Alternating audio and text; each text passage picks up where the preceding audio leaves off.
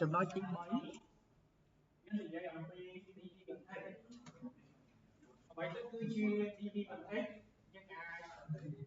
ស្វែងយល់អំពី DB context បន្តិចយើងចូលដល់ស្លាយយើងត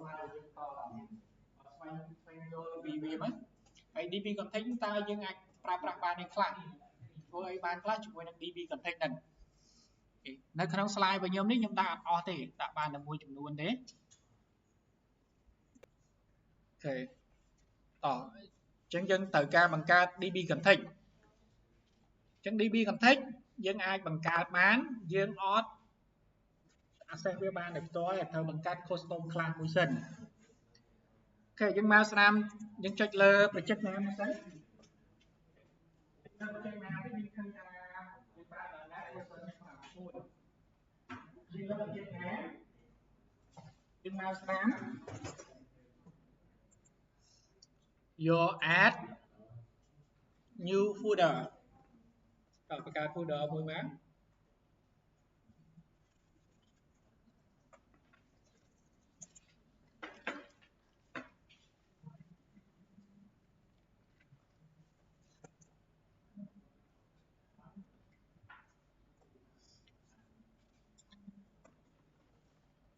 ចុចលើ project name សិនណាអត់មានចុចកន្លែងផ្សេងណាប្រយ័ត្នបង្កើត folder សាប់នៅក្នុង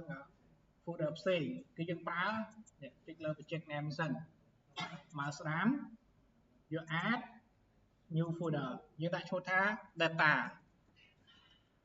អូខេ data ហ្នឹងគឺយើងភ្ជាប់នៅ DB context នៅក្នុងហ្នឹងអូខេដាក់ folder ឈ្មោះ data មកស្ដាម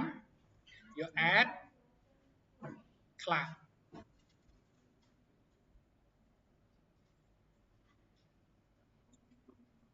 គេបង្កើតរួចនៅអាកន្លែង folder data ហ្នឹង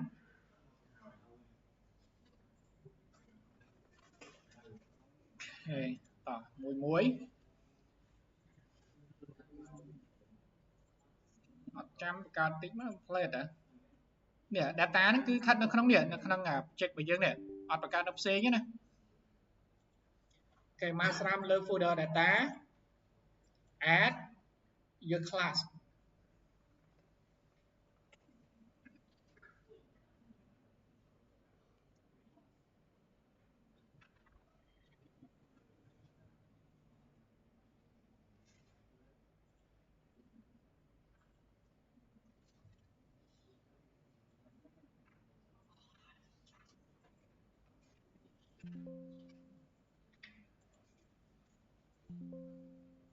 គេយើងបង្កើតឲ្យសារថ្មី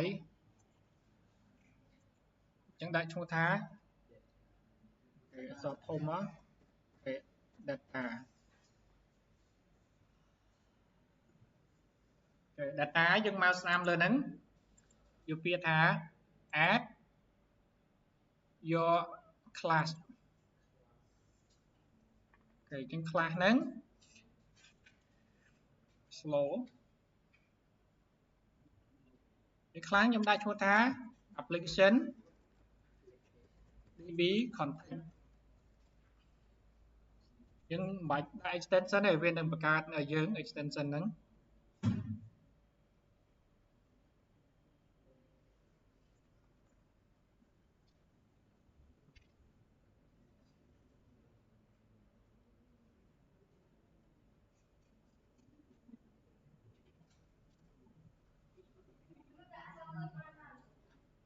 កន្លែងហ្នឹងដាក់អក្សរទូចបានប៉ុន្តែគាត់ថាយើងដាក់តាមទម្រង់ហ្នឹងមកវាត្រូវជាទូទៅនៅក្នុង ASP គេប្រើអក្សរដែលចាប់ដើមមុនគឺអក្សរធំតែថាដាក់អក្សរតូចអត់បានទេបានទៅតាម convention នៃការកំណត់ឈ្មោះហ្នឹងគឺយើងត្រូវតែដាក់ហ្នឹងវាងាយស្រួលនៅពេលដែលគេធ្វើអាហ្នឹងតទៅយើងឬក៏យើងមើលមកគេហ្នឹងដឹងថាហ្នឹងគឺជាអីគឺជា class គឺជា episode គឺជា controller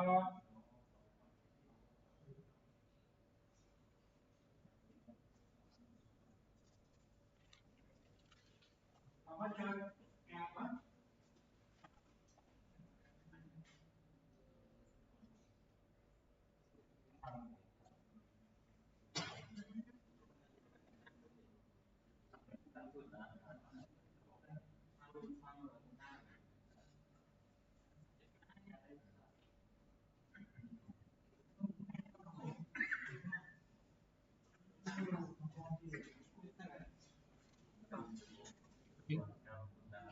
ចុច add អូខេយើងបានខ្លះមួយហើយគឺខ្លះនេះគឺជាខ្លះដែលអត់ទាន់បានយើងមានហើយចេញពី DB config ទេគឺជាខ្លះធម្មតាតោះអញ្ចឹងយើងបន្តទៀតនៅកន្លែងនេះដើម្បី inheritance នៅក្នុង C# យើងធ្វើម៉េចដើម្បីប្រើប្រាស់ទៅលើ attribute ហើយនឹង method របស់ class មួយទៀតយើងត្រូវ inheritance យើងត្រូវធ្វើម៉េចនៅក្នុងនេះនៅក្នុង PHP គេប្រើ keyword អីគេដើម្បី inheritance បាទតែគេដឹងតែហ្នឹងដើម្បីធ្វើការ inheritance ធ្វើម៉េចក្នុង C# រៀនហើយណា C# រៀនបានដល់ OP ទៅ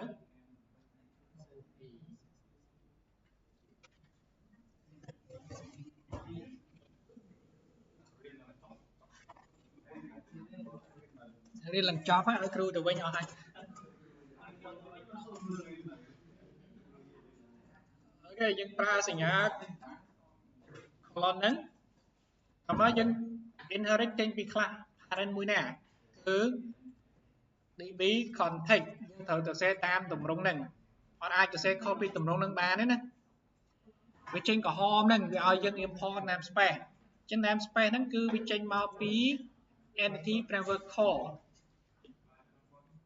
ចុចសញ្ញាលេខ9ហ្នឹងមកយើងចុចយក namespace using Microsoft.entity framework core យើងខចេញពី namespace ហ្នឹងព្រោះខ្លះ DB context ហ្នឹងវាស្ថិតនៅក្នុង entity framework core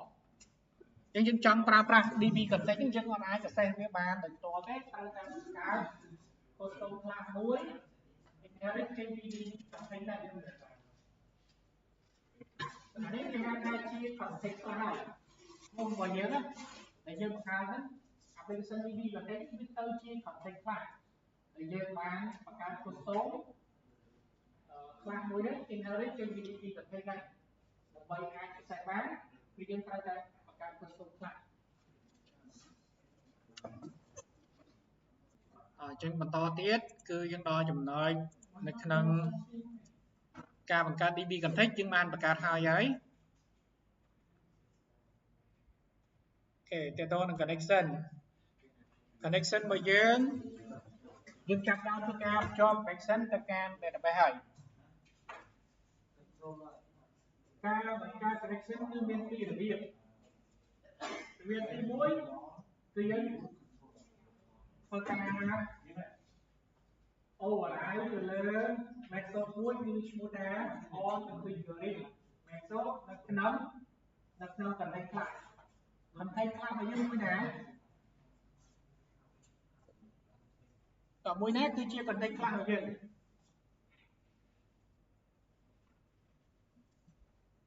នេះយើងមើលនៅក្នុង slide នេះយើងឃើញដើម្បីបង្កើត connection គឺយើងប្រើពីរជាមួយនឹង context class ឥឡូវយើងថាមួយនេះជា context class របស់យើង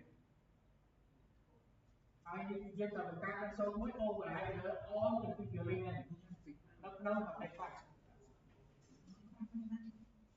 មួយណាជា context class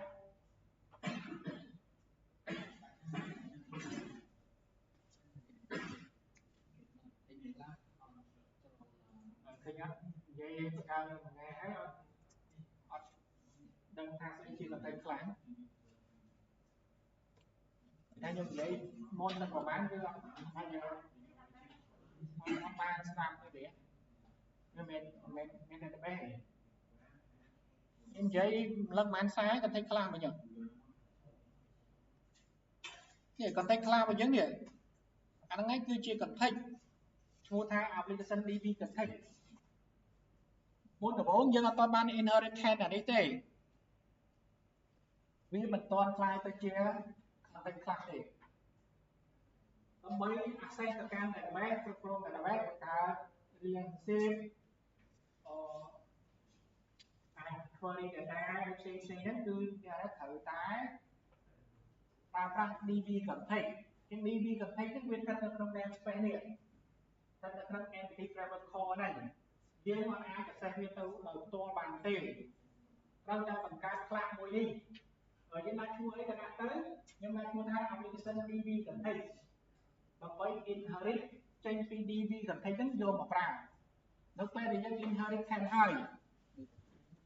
ខ្ញុំបែរមកវិញនេះខ្ញុំ inherit ខាងហើយហើយ inherit ខាងទៅប្រើប្រាស់ db context បាន inherit ខាងហើយអា class គឺថា application db context នេះគេហៅថាជា context class យើងហៅថា context class ក៏បានហៅ db context class ក៏បានដែរយកឯណាខ្ញុំបញ្យល់មុនហ្នឹងអត់បានអីទេអូខេយើងទៅបង្កើតវានៅក្នុង context class ហ្នឹងដោយ override ទៅលើ on configuring method អាហ្នឹងវិធីទី1វិធីទី2គឺយើងបង្កើតតាមរយៈ constructor យើងត្រូវបង្កើត constructor ពីមួយនៅក្នុង context class ហ្នឹងឥឡូវខ្ញុំបង្ហាញទាំងពីររបៀបដើម្បីភ្ជាប់ connection ហ្នឹងអូខេនេះយើង override យើងត្រូវ share វាទៅតាមអស់ហ្នឹងយើង override method មួយមកហើយយើង set connection វានៅក្នុងហ្នឹង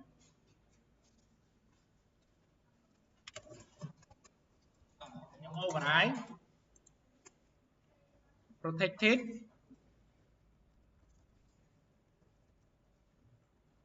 override void វាសឹកចេះហើយយើងចុច tab យកមក on configuration វាខុសឈ្មោះណាអូខេបន្តមកខ្ញុំហៅ option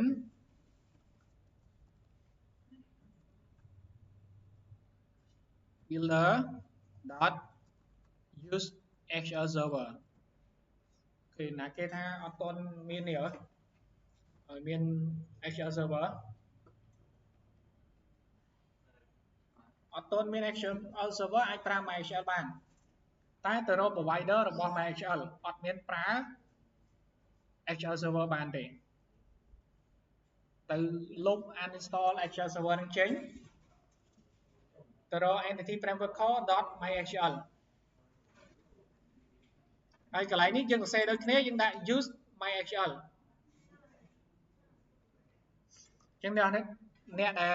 អត់ប្រើ SQL server ទៅ search មើលកន្លែងហ្នឹងបន្តិចពួកខ្ញុំអត់ចាំកន្លែងចំណុចហ្នឹងទេតែប៉ុណ្្នឹងបានហើយយើងត្រូវសរសេរ connection របស់យើងដាក់នៅក្នុងចន្លោះកណ្ដាល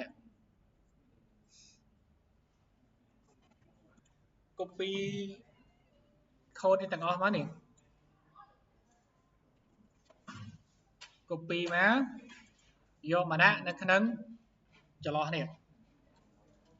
គេដាក់នៅក្នុងវងកញ្ចក់ហ្នឹងណា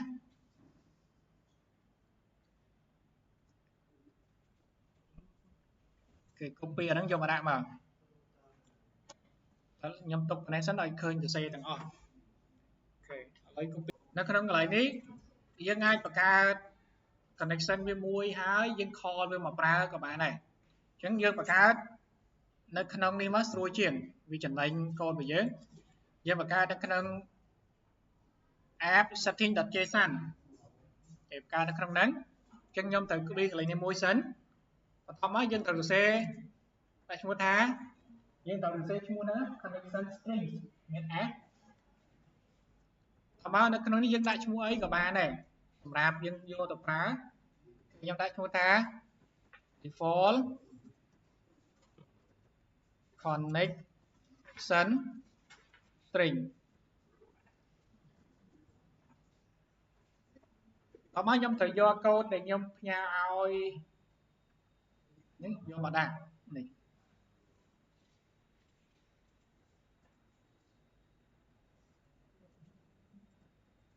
អូខេយើងសរសេរគឺកន្លែងនេះ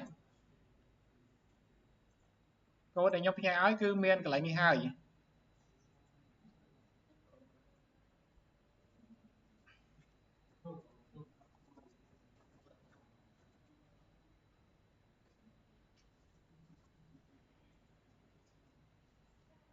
តម្លាក់ចុះមកស្រួលមើល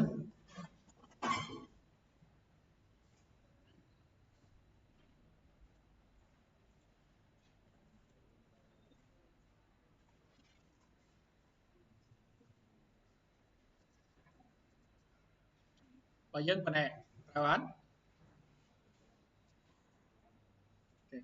ខ្ញុំ copy អាហ្នឹងយកមកកុំឲ្យវាមាន double quote 2 ដងបើសិនយើង copy អានេះយើង copy ទាំងអស់មកហើយយើងមិនបាច់សរសេរ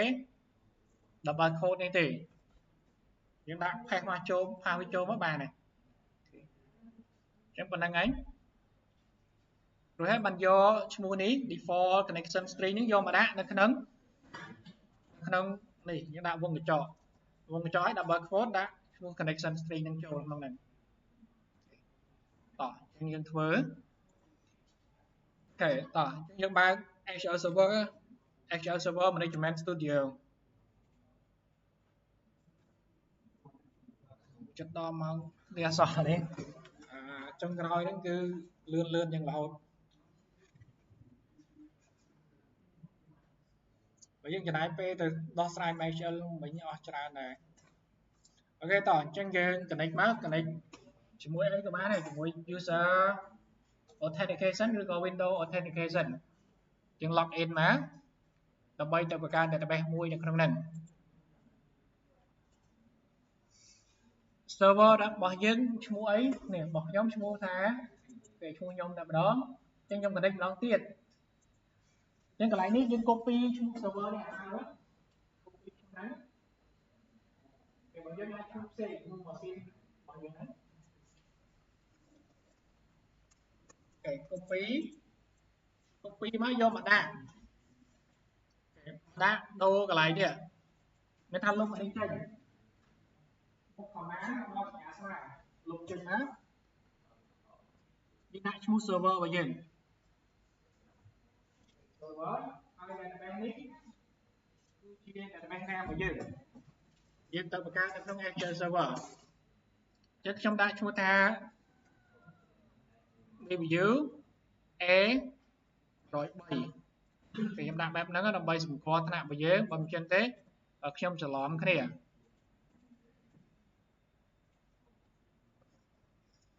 ខ្ញុំដាក់អាហ្នឹងហើយខ្ញុំ copy ឈ្មោះហ្នឹងយកទៅបង្កើត database ដែលមានឈ្មោះមួយហ្នឹងអញ្ចឹងដូចគ្នា MySQL ទៅ login ទៅកាន់ PHP MyAdmin មកទៅបង្កើត database មួយបាទអា database ឈ្មោះថា SchoolDB របស់យើងមិញហ្នឹង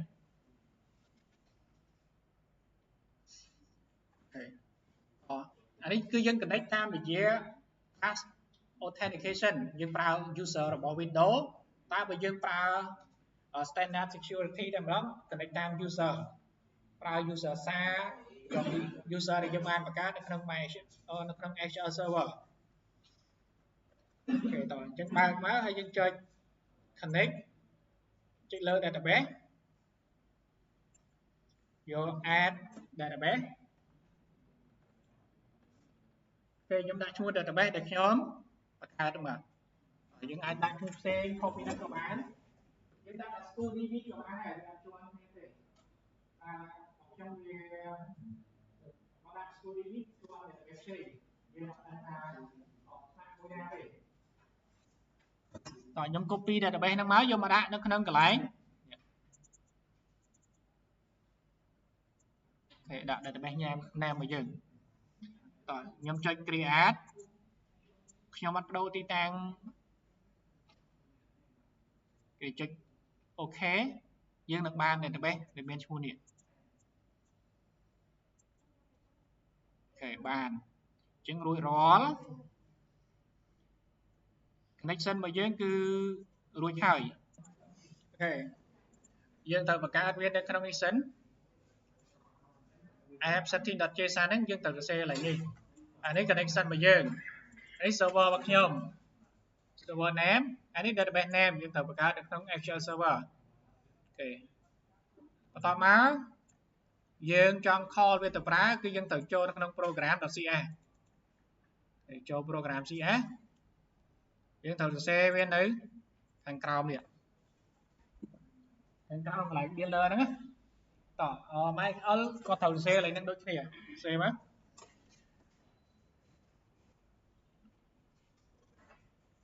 ជប់ builder dot service dot add db config តោះមកយើង call db config របស់យើងឈ្មោះអី application db config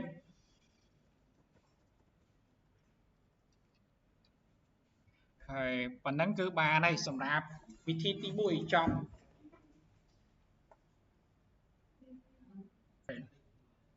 វិធីទី1យើងចប់ហើយយើងប្រើវិធីទី2វិធីទី2យើងធ្វើតាមរយៈ contractor អញ្ចឹងចំពោះ contractor កន្លែងនេះខ្ញុំសូមបិទចោលវិញ function មួយនេះខ្ញុំលុបចោលយើងមិនបាច់លុបទេយើង comment យើងទុកប៉ុណ្ណឹងត្រូវការបង្កើត contractor នេះយើងសរសេរ prop contractor គឺជា special method មួយដែលមានឈ្មោះដូចនឹងខ្លះវាអត់មាន return type ទេវាអាចមាន parameter ឬអត់ parameter ហើយវានឹងកើតឡើងដោយពេលដែលយើងបង្កើត object កើតឡើងដោយស្វ័យប្រវត្តិលេខដាក់ឈ្មោះ contractor មកឈ្មោះថា application db config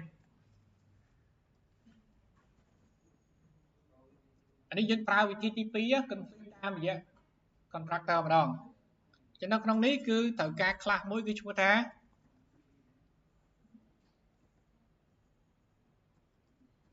db config option នៅក្នុង db config option ហ្នឹងយើងត្រូវការ return មួយគឺជាប្រភេទ config class ដាក់ឈ្មោះថា application db config option ហើយយើង return វាជាយើងប្រើប្រាស់ base ទៅលើ object option ហ្នឹង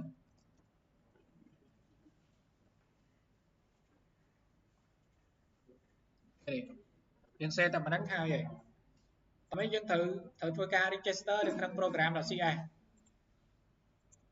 ឥឡូវកន្លែងនេះគឺសម្រាប់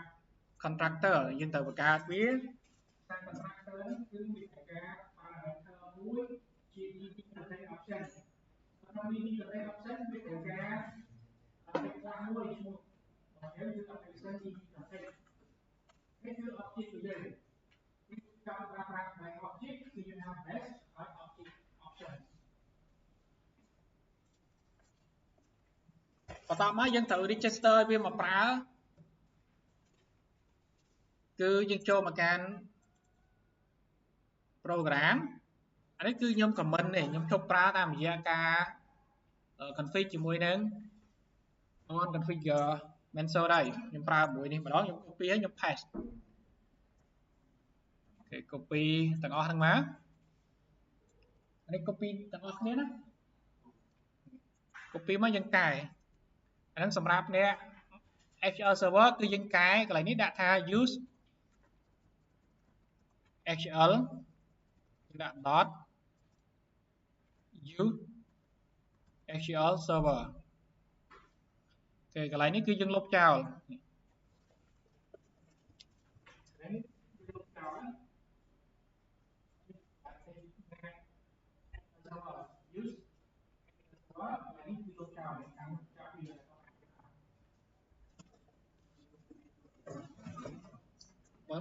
អ្នកបែរ SQL copy ទៅដាក់បានហើយវែងដាក់ដល់ទៀតឡើយហ្នឹងបាទខ្ញុំសុខចិត្តយកអាកុំព្យូទ័រនេះយកមកប្រើហ្នឹងមែនវិញអូខេកន្លែងនេះគឺយើងទៅយក connection string របស់យើងនៅក្នុងណានៅក្នុង app setting.json នេះកន្លែងនេះឈ្មោះអីយើងឈ្មោះហ្នឹងចូលទៅដាក់នៅកន្លែងហ្នឹងខុសមកមកបងបានណា copy យកទៅដាក់នៅក្នុងដាក់ក្នុងចន្លោះហ្នឹងរួចtop connection អស់ហើយការភ្ជាប់ទាំងពីរដោយប្រើជាមួយ contractor និង override method ហ្នឹងគឺយើងបានធ្វើបានហើយ